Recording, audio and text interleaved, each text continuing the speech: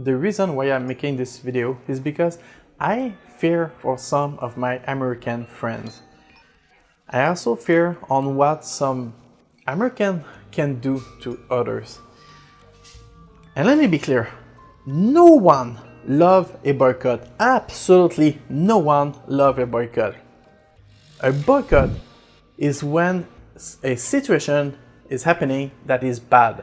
It's when the people in command do not listen to the population, to the customer, whatever it might be. A boycott is to create awareness to others so people can understand the situation and be aware of what's happening. And with this American boycott, I'm sure there's like really good people, like there's like good American company, like with good riffing intention. However, when you elect someone that wins by majority, that person speaks on your behalf. So if that person has a bad behavior, speak poorly, everyone pay the price for this. So this is the same logic that is applied with the American boycott. Everyone get caught into this fishnet, unfortunately. So this is up to you, with everything that you stand for, to go out and protest. This is how progress is made. Progress is made when you foster this culture of scientific literacy and research with the curiosity that comes with. Progress is made when you advocate for equality and justice. Progress is made when we take responsibility and their impact.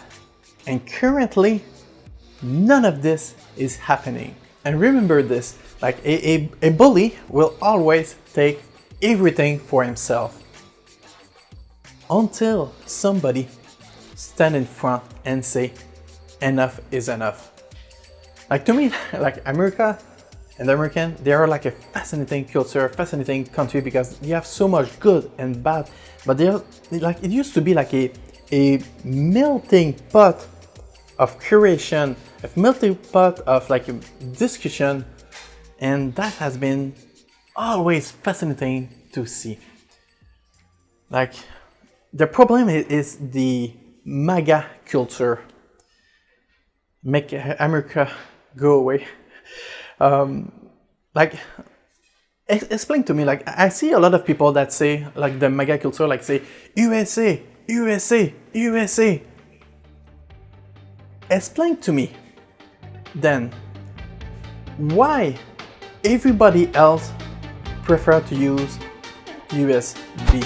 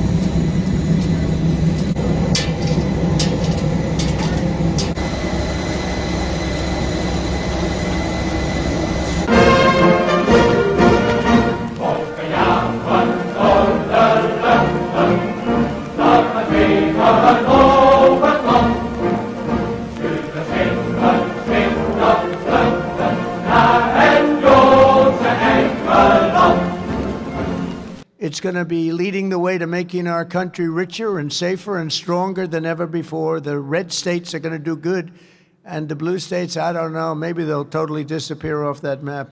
When we made this, it was made during my term, my first term, and it was so sad because I said, can you imagine, I'm not going to be president. And that's too bad. And then what happened is they rigged the election and I became president. So that was a good thing. That was a good thing. That was quite an achievement for both of us. Nobody knows the system better than me.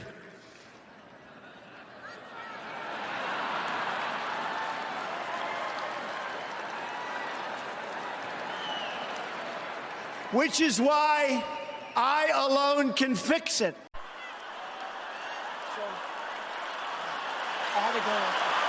The problem is at the head of this pyramid, Ponzi pyramid, I should say, is that you have somebody that deform what is the truth, deform what is the reality in order to keep control.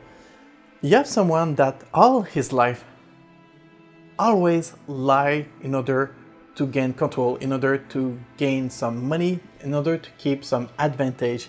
This is how that person lives his whole life. You can deform a little bit the reality to a certain degree. Actually, this is a good example.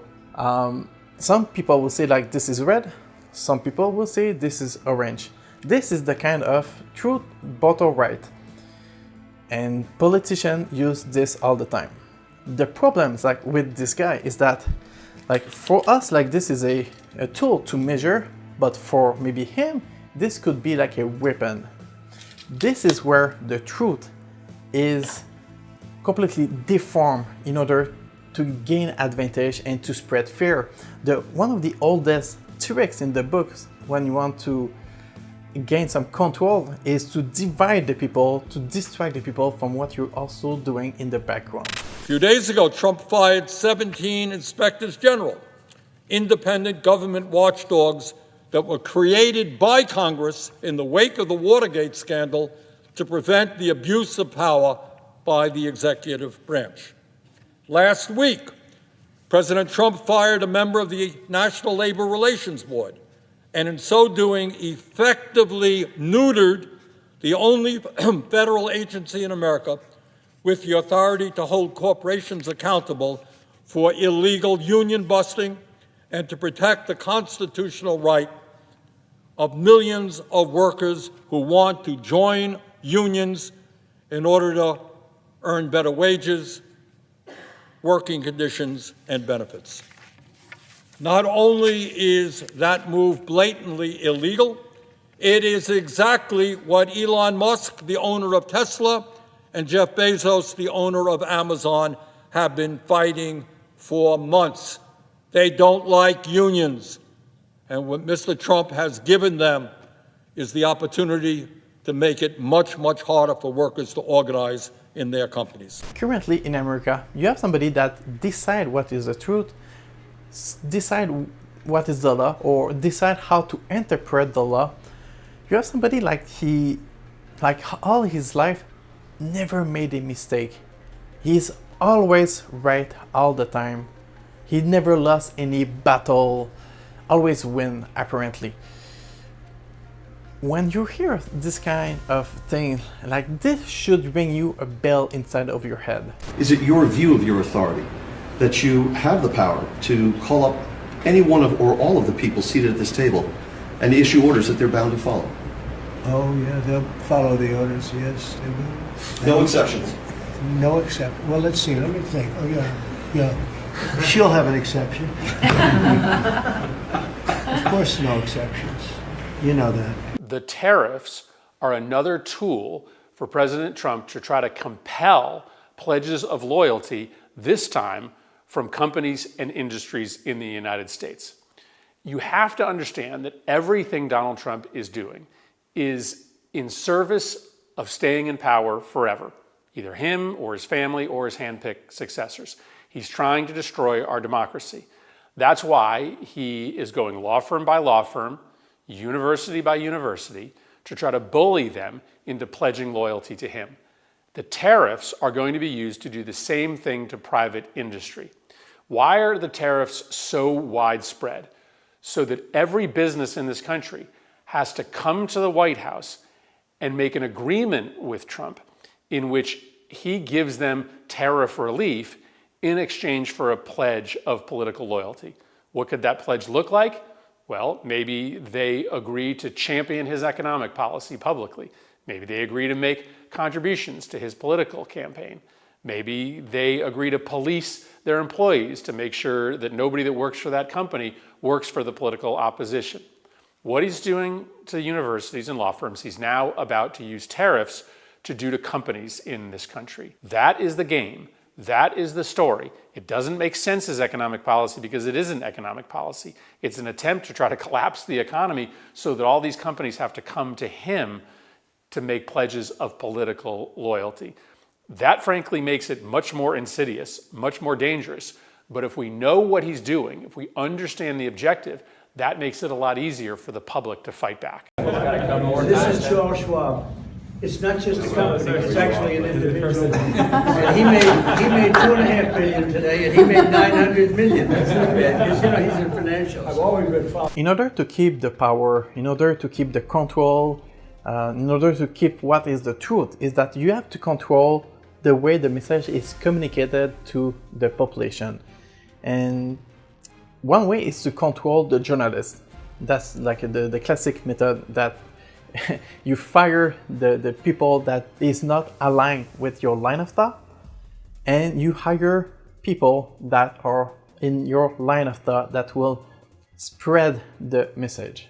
And nobody has the right to go into the Oval Office and ask the President of the United States questions. That's an invitation that is given. And there are hundreds of outlets on this campus, many of you in this room who don't have the privilege of being part of that pool every single day and getting to ask the President questions. We reserve the right to decide who gets to go into the Oval Office. As you all know, for decades, a group of DC-based journalists, the White House Correspondents Association, has long dictated which journalists get to ask questions of the President of the United States in these most intimate spaces. Not anymore. I am proud to announce that we are going to give the power back to the people who read your papers, who watch your television shows, and who listen to your radio stations. Moving forward, the White House press pool will be determined by the White House press team. And this judge, Judge Boasberg, is a Democrat activist. He was appointed by Barack Obama. His wife has donated more than $10,000 to Democrats, and he has consistently shown his disdain for this president and his policies, and it's unacceptable. You took me right where I wanted to go about the idea that these people are all foreign terrorists, but Judge Boasberg was originally appointed by George W. Bush and then elevated by Barack Obama. I just feel like I should clear that up. Well, let me just... Another tactic to gain and keep that control is that you hired the people that are loyalists with you. You fire anyone who will contradict you as a dictatorial regime. If you are the head, you're gonna fire everybody that will contradict you. Anyone who opposes to anything that you say or any line of thought, you fire them. And this is what this Krasnov is doing currently with his regime, this dictatorial regime. He fired anyone who contradicts himself. That includes like the judge, that includes like the teachers, stuff like this. And you reward the people that are loyalists. Patel says he'll return the agency to its rightful mission, protecting the American people. I am honored to be here in support of Donald J. Trump. Despite holding several positions in the first Trump administration, we will go out and find the conspirators, not just in government, but in the media. I'd shut down the FBI Hoover building on day one and reopening it the next day as a museum of the deep state. Mr. Trump's pick underscoring his dislike for the current FBI director whom he appointed, Chris Wray, whose term isn't set to end until 2027. Apparently has demonstrated too much independence and objectivity in the job for Donald Trump. Wray now faced with the choice to either resign or wait to be fired. To give you some example of power struggle that can happen, if you go back to the first terms of this president, during the COVID-19, you have somebody called Dr. Anthony Fauci, I think, if I remember correctly. And his responsibility as a doctor is to provide the science data, is to provide the facts, provide a recommendation to the president in order to take a well-formed decision. But because the fact didn't please the agent Krasnov, not only he discredited the science, he discredited Dr. Anthony Fauci all the time, like you could see at TV. It was awful to watch. But he suggested, like live on TV, the use of some kind of like bleach. I think it was hydroxychloroquine, something like this, in order to kill the COVID-19 inside of your body. So he suggested like some chemical disinfectant to kill COVID-19 just because he didn't like those facts. And that, when you speak on the behalf of everyone, what he said at TV resulted in 17,000 of deaths worldwide. And if you go back and you go see the statistic of poison in America, when he made those comments on TV, you can see the spike of poison in America. For every of your action, there's repercussion. No, I mean, they give advice to the military about what is lawful and what isn't. Not surprisingly, there's been some backlash to those who are worried about their removal. One Georgetown law professor says this: Trump also firing the Army, Navy, and Air Force JAGs. In some ways, that's even more chilling than firing the 4 stars. It's what you do when you're planning to break the law. You get rid of any lawyers who might try to slow you down. Your response to her? I don't know who Rosa is and what her hyperbole is all about. Ultimately, we want lawyers who give sound constitutional advice and don't exist to attempt to be roadblocks to anything that happens in their spot. A common mistake that I see with American population is when I see all the hate against Elon Musk, this is a very easy target to make. But this is the wrong target, because Elon Musk is only a pawn on a chessboard. He's like just the bishop. Look who give the orders. Look who give like the instruction on what to do. Look who, after everything bad he did, look who say keep going. This should be the target, not Elon Musk. Elon Musk is just like a toy.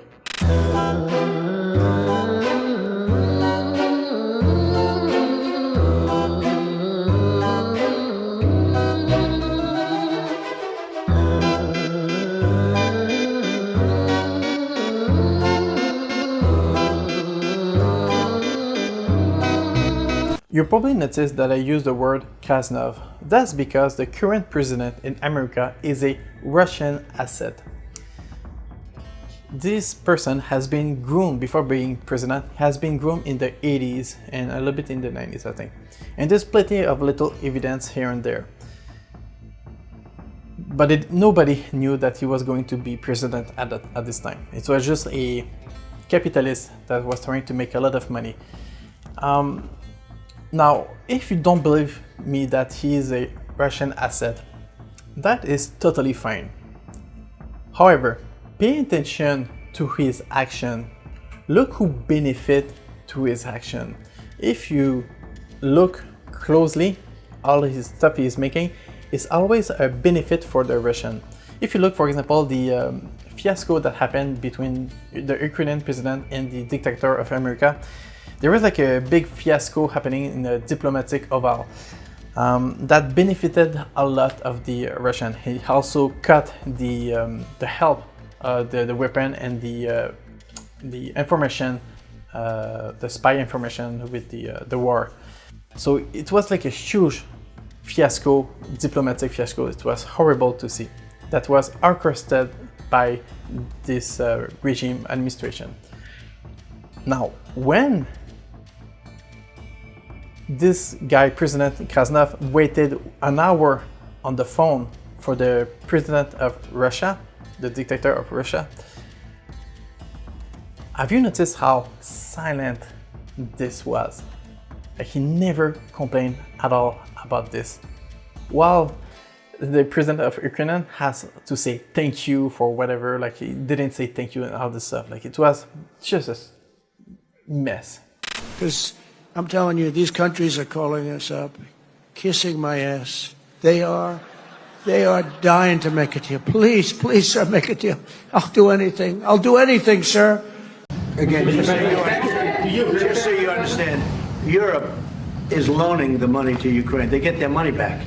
No, in fact, to be frank, we paid 60% of the total effort, and it was through, like the US, loans, guarantee, grants, and we provided real money, to be clear. Now look at the economic action that happened with Mr. Krasnov.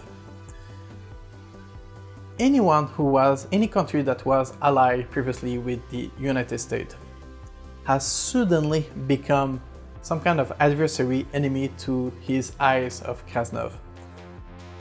Like Canada, Europe, Taiwan, etc. They suddenly become some kind of like enemy. Who benefit that? China and Russia.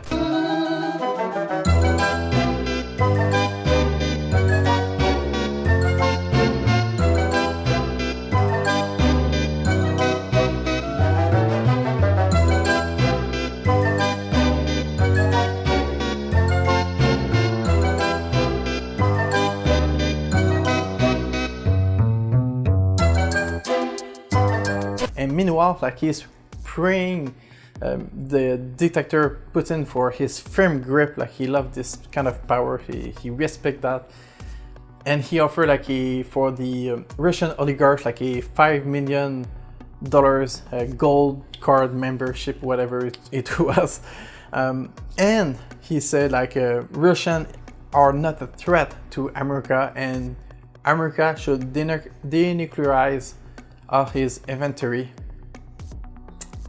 Meanwhile, he say also that Canada and Mexico are like horrible country.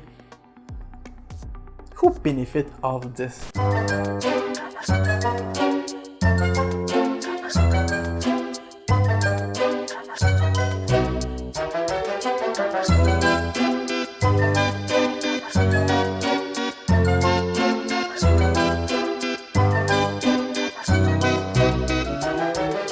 A little trick to understand the psychology of someone is that you can ask the question on who do you envy, who is your idol, and to this the answer of Mr. Krasnov is that anyone who is a dictator, like for example he envy Kim Jong-un, he envy Xi Jinping, he envy Vladimir Putin, he envy Joel Bolsonaro, people like this that turn out they are found guilty and corrupted like Joel Bolsonaro.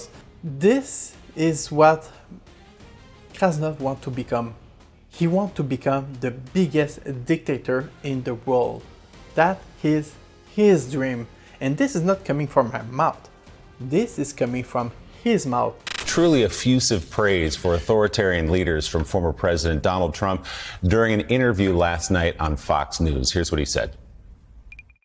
They're all top of the line. Our guy's not top of the line. Never was. These are top of the line people at the top of their game. President Xi is a brilliant man. If you went all over Hollywood to look for somebody to play the role of President Xi, you couldn't find it. There's nobody like that. The look, the brain, the whole thing. We had a great relationship.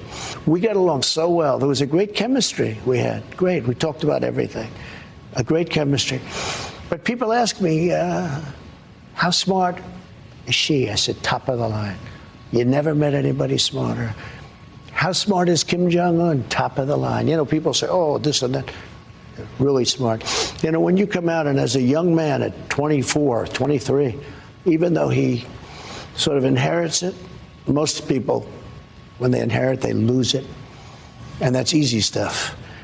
He took over a country of very smart people, very, very energetic people, very tough people, at a very young age, and he has total dominant control. That's not easy. These are very smart. Putin, very smart. The problem when you have a autocracy government, like a authoritarian, dictatorial type of government, etc., is that this does not benefit the population of the country. This benefit the people that are in power. So those people will do everything in order to keep the control.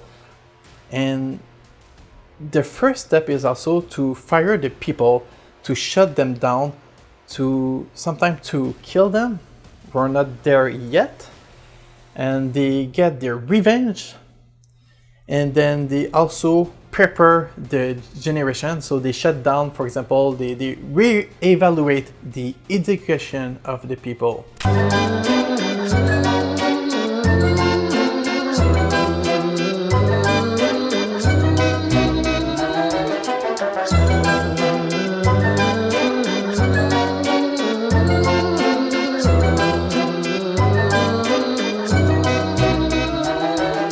The people, my people are so smart. And you know what else they say about my people? The polls.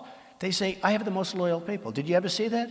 Where I could stand in the middle of Fifth Avenue and shoot somebody and I wouldn't lose any voters, okay? It's like incredible. Previously, I was talking about loyalists, and one of those examples that made me really laugh about this very ironic situation is that you have somebody that called Robert Francis Kennedy.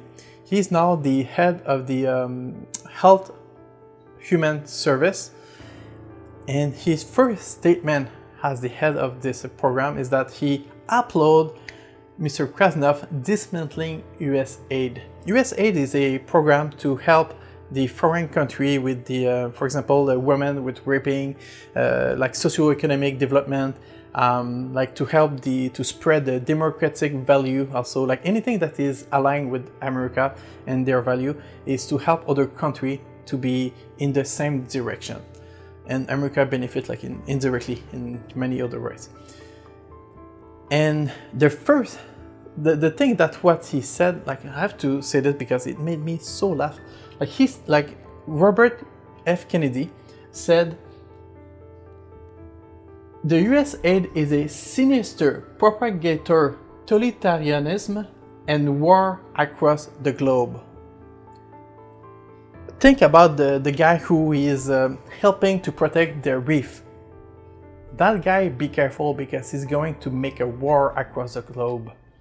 Like, this is so cringy as if, and also, by the way, this person that is at the head of the Health Human Service is a anti-vaccine activist. And the biggest irony in this is the fact that his uncle, John F. Kennedy, he's the one who created U.S.A. Robert F. Kennedy Jr. wrote a whole book about the measles in which he said that, quote, measles outbreaks have been fabricated to create fear.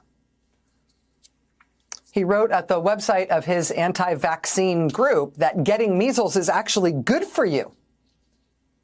He says it's good for your heart to get measles. Reduces the risk of some cancers and heart disease and stuff. It's great. Now, something that I see that I fear a lot is that at the head of this circus happening in America is that you have somebody that do not care about the law. He doesn't respect the law. He is the law. He chose what becomes the law. And he have no respect also for the Constitution of America, which has been like the backbone like for 250 years. And what made me laugh sometimes that he, in the Oval Office, he have like some curtain to hide the Constitution. It was like supposedly to protect from the light, which the light doesn't emit UV light, and also the glass in the front of the Constitution is it has a UV protection also. Is Maine here, the governor of Maine? Well, I'm here. Are you not going to comply with it? I'm complying with state and federal laws. We are the federal law. Well, you better do it. You better do it because you're not going to get any federal funding at all if you don't. And by the way, your population, even though it's somewhat liberal, although I did very well there, your population doesn't want men playing in women's sports. So you better comply because otherwise you're not getting any federal funding. See you in court. Every state, good, I'll see you in court. I look forward to that. That should be a real easy one. And enjoy your life after governor because I don't think you'll be in elected politics. I wake up every morning loving my job because I work for the greatest president in the history of my life, and we're going to make this country safe again. I'm proud to be a part of this administration. We're not stopping. I don't care what the judges think. I don't care what the left thinks. We're coming. So not only he has no respect for the American law, he also break and disrespect any international law. And the only people that benefit this is the oligarchs that are in place. You can think of, like, for example, Bezos, Zuckerberg, Elon Musk, all those people that are in the oligarchic government. Those companies benefit to those disrespect of the law. You can think of, for example, the union that Jeff Bezos always try to kill all the time, and he had difficulty to stop the union in the Amazon business. Now, because of the way the law has made change, it's much easier for example, Jeff Bezos to break any union that will exist. To criminalize the publication of such images online is terrible, terrible thing. And once it passes the House, I look forward to signing that bill into law. Thank you. And I'm going to use that bill for myself, too, if you don't mind.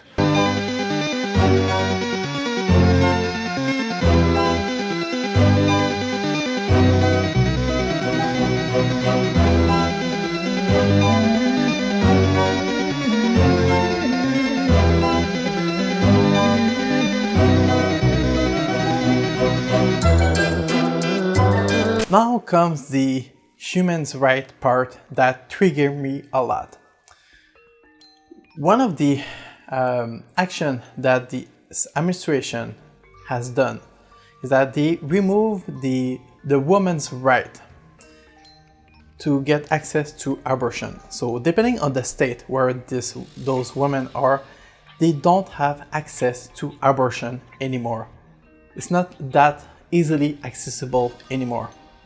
This is like going back in the Middle Age. We want crystal clear, beautiful water, and we want clean air. The Trump administration rolling back dozens of air and water regulations. We're not going to touch Social Security or Medicare. Elon Musk indicated he's now eyeing cuts to social programs like Medicare and Social Security. The freedom to speak our minds, it's given to us by God, and no one should have the power to take that right away. Trump posted, all federal funding will stop for any college, school, or university that allows illegal protests. We are a nation whose stock market continued success is totally contingent on MAGA winning the next election. Another massive sell-off on Wall Street, one of the market's worst days in years, with the Dow plunging nearly 900 points. Everyone is calling it I don't want to say this, it's too braggadocious, but we'll say it anyway, the Trump effect.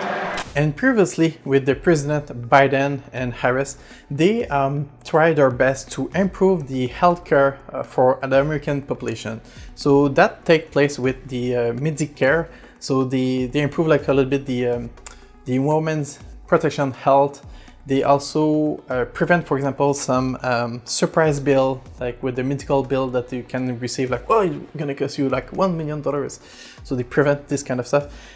They also allow Medicare to negotiate the price of prescription drugs to make sure like it's a more affordable, like the price will go lower to make sure that the population of America gets access to prescription drugs. So all the good things that this administration did to benefit the American people. Now, what Mr. Krasnov do? Reverse everything that Biden and his administration did. Why? Why this guy is so paranoid with Biden? Like, it's freaking nuts. Like, it doesn't benefit the American population. I cannot believe this. And you ask the question like, why he's doing this? Like, it doesn't cost anything to the government to make sure that Medicare benefit of the affordability of prescription drug. Like, it doesn't cost anything to do this. And then when you ask the question why he's done this, and you realize, oh, there's like a pharmaceutical company that asked like in exchange like for $20 million during the campaign, or like after like it smelled like corruption all over the place.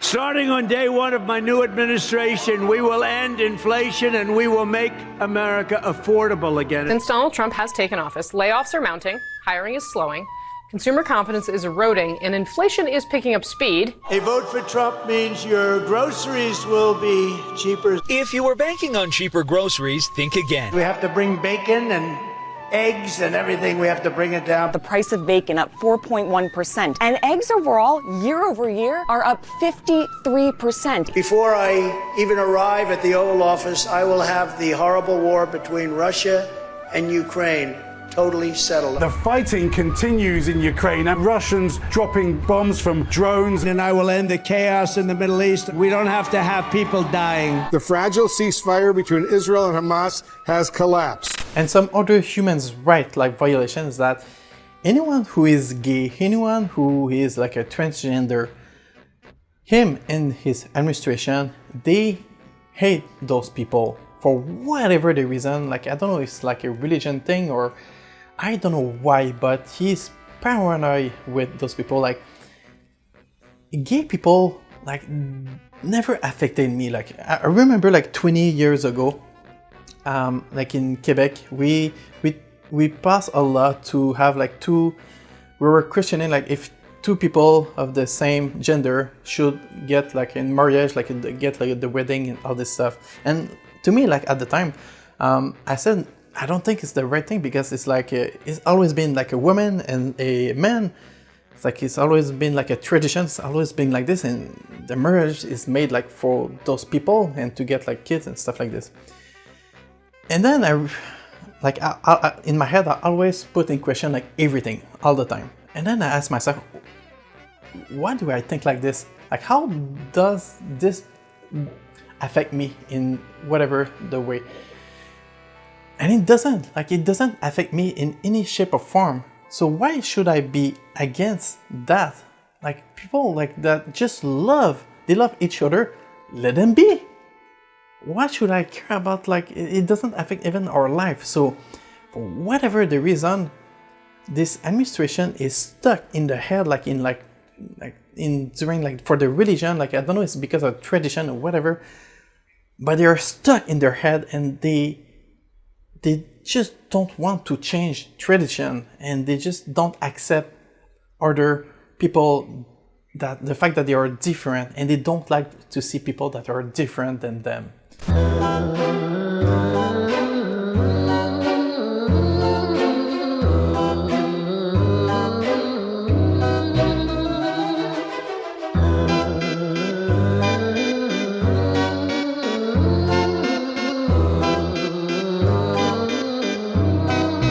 First question that I'm asking of every nominee for this administration: if directed by the president to take action that would break the law, would you follow the law or follow the president's directive? The president would never do that. That's absurd. It's a disappointing answer. Mark my word, when the people will look back in history, like in 25, 26, 27, 28, and probably even more, the children, our children, like the next few generations, they won't understand how this happened. The amount of corruption happening is mind freaking blowing because it's in the front of everyone to see, and they know because the law is not enforced. There's nobody that will enforce all this corruption happening. So they not only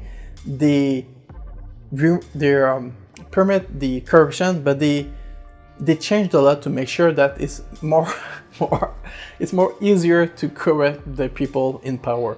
Like, it's freaking nuts. And what is kind of cool also is because we don't have to search that much because it's in front of everyone to see. They do it on purpose. So to give you some example that happened, like in terms of corruption, when you have the Kazanov and his wife, they created a cryptocurrency. So this is like not traceable. So the people have to say, hey, I give. You see like that $10 million? Well, that was me. So it's kind of funny to see this. And all the, for example, the Mark Zuckerberg, the Elon Musk, the Sundar Pichai, the Tim Cook, Jeff Bezos, all those oligarch people, they gave, I think it was 1 or 2 million to have access to be in front during the Krasnov inauguration. So they give $1 million just to see like, hey, we are on with you and our company will benefit all this relationship that's happening. And the proof is in the pudding, say in French. When you see like a Gulf of Mexico that became Gulf of America, and the world do not accept this, like you cannot erase the history just like that, just because you don't like Mexican and you want to remove that word. This is just not acceptable. So also like during the first few weeks, like Elon Musk gave like, I think it's like $200 million, I think it was something like that, a little bit more.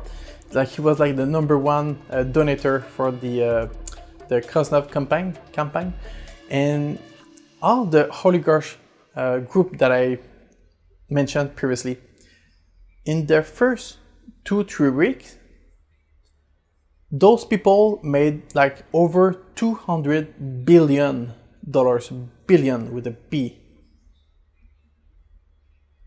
So the investment that Elon Musk did to Krasnov was highly beneficial until like he crashed because of the people tried to boycott Tesla because he's the owner of this. So this backfired on him, and this is why it's important sometimes to do some boycott to make sure that everyone is aware of those situations.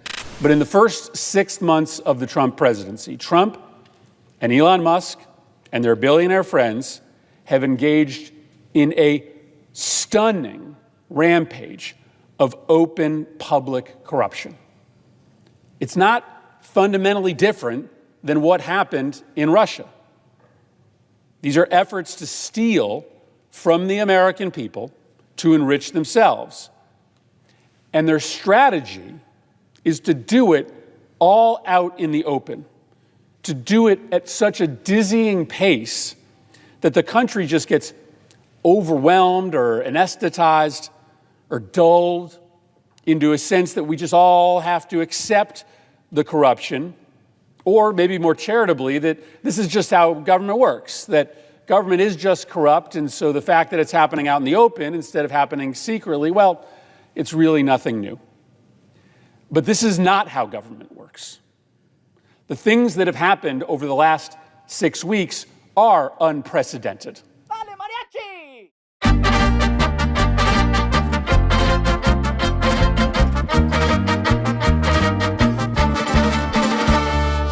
And then comes the religious part.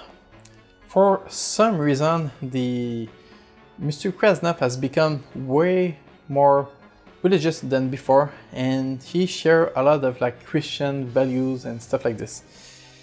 Like, haven't you learned that mixing religion and government wasn't a good thing? Like, haven't you learned from the history that it's not a good thing to mix government, power, and religion?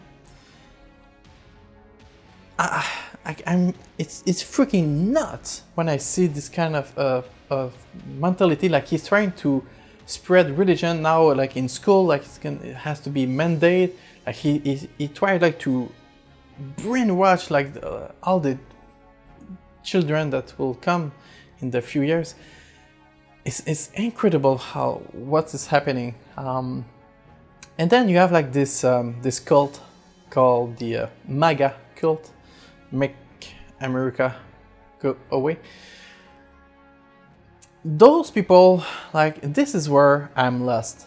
And those represent like a third of the American population. Sorry for my French accent, like 30%, a third. Anyways, so this third of population is the most hypocrite people that I ever seen in my life. And this is where I'm personally lost. I do not know what to do anymore, because no matter what you say to those people, no matter what, they will never listen to you. They will never agree with whatever that you say. They have their own mind, and they are like horse with like those little flip. Like they only see one way, and it's like the MAGA way, and nothing else matters. And this is something that I just don't know what to do, because they refuse the truth. They refuse to see the truth like in their face. And what are we supposed to do when those people are that brainwashed and refuse their reality? I stand before you in this arena only by the grace of Almighty God. Many people say it was a providential moment. Probably was. Just a few short days ago, my journey with you nearly ended. We know that. And yet, here we are tonight, all gathered together. We live in a world of miracles. No matter what dangers come our way, no matter what obstacles lie in our path, we will keep striving toward our shared and glorious destiny, and we will not fail. We will not fail. And at this point, it's not just Trump claiming that he is the chosen one. It is the Republican Party. Proverbs 28 reads, "The wicked flee, though no one pursues, but the righteous are as bold as a lion." And that truly epitomizes Donald Trump.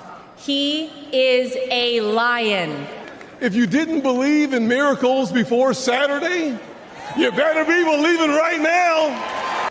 2 days ago, evil came for the man we admire and love so much. I thank God that his hand was on President Trump. You know, I have no doubt that God lowered a shield of protection over President Trump. God Almighty intervened because America is one nation under God, and he is certainly not finished with President Trump. By the grace of God, divine intervention, and your guardian angels above, you survived. Now, Donald Trump's religious identity here is more than just rhetoric. For the past 4 years, Trump has aligned himself with the Christian nationalist movement, which has long been part of the Republican Party base, but which has gained enormous influence in the last decade. And this weekend, the RNC adopted a new platform full of Christian nationalist agenda items, like injecting religion into public schools and appointing a federal task force to investigate what the party calls anti-Christian bias. Now, that's in addition to right-wing priorities like protecting the unborn and the sanctity of families by going after abortion rights and limiting access to contraception and maybe even ending no-fault divorce. Despite all this bad stuff going on for the American population, like, I still have some hope. Like I said previously at the beginning of the video, there's good people in America, and there's some good people in America that are also relatively in power. You can think of, for example, some judge. So some judge will say like, no, this is breaking the Constitution. This is going too far. So they're slowing down this autocracy, authoritarian type of regime, that this shift happening. They're slowing down this because Krasnov knows damn well that he has currently all the tools, all the power that he can have to destroy the democracy that the American has. So he have like maybe like 2 years to do the maximum damage as possible, and then in 2 years, like we might see like some power shift. So he's rushing everything currently to make sure that he can do the maximum thing that he think of that is the best for him and not the American population. So the best thing that the American can do is to go out and protest. Like, not the small protest that we see like a few hundred, a few thousand, like million of American population go out on the street and protest. And the problem is that the people are fed up of all this Krasnov situation that's happening in the world. Like, there's so much news about this, always like a flood of news about this guy, and it fed up the population. So this is also part of the strategy, is to fed up and to try to make sure that the population energy goes low and make sure that they can do the maximum thing they can do. So go out and protest. This is how it can be resolved. Stock market is the only sign of life, and it's only going up because everyone thinks Trump is going to win the election. You can't really watch the stock market. We all saw the stock market soaring post-election. It reached an all-time high today, 82,000. Optimism everywhere. Just ignore the sky is falling reports in the regime press. Tune out the breathless reporting about market gyrations. I'm excited about the economy. Look at the stock market. Our rocket ship is getting ready to take off in our economy with President Trump. We were probably overbloated with the stock market here for a while. We went up quite a bit. You guys want to start with good news? The market's up 25% since you won.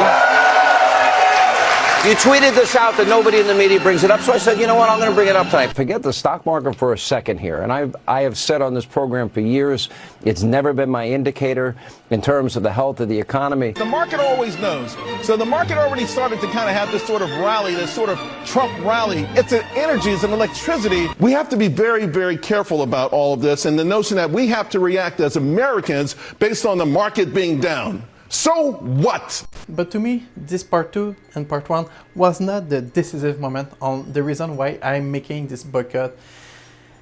The very reason why I'm making this boycott is, and if that didn't change your mind already, is what you're going to see on part 3. Part 3 is where this went way too far. Oh, you know he's term limited. How do you think he gets another term? We're working on it. I think we'll have a couple of alternatives. Let's say that. We'll see. We'll see what the definition. We'll see what the definition of term. We'll see what the definition of term limit is. And you know what is the irony in this video is that my last purchase was a American book, the Reef Coral Identification in Florida, and which is not the red edition, but that's anyways. I'm gonna have to deal with that. But education is good for your brain, so please take that in notes. And the irony also is the fact that Amazon, they shut down the 7 warehouses in my country, in my province, Quebec, and because the worker didn't like the working condition and they tried to create a union with Jeff Bezos saying absolutely no, so they shut down everything in Quebec. So this was my last purchase, which is pretty ironic. And I know a lot of you want to see my aquarium. I'm gonna tell you, like, it's right over there. I'm working on some project and I'm gonna show you this only clip, and that's it.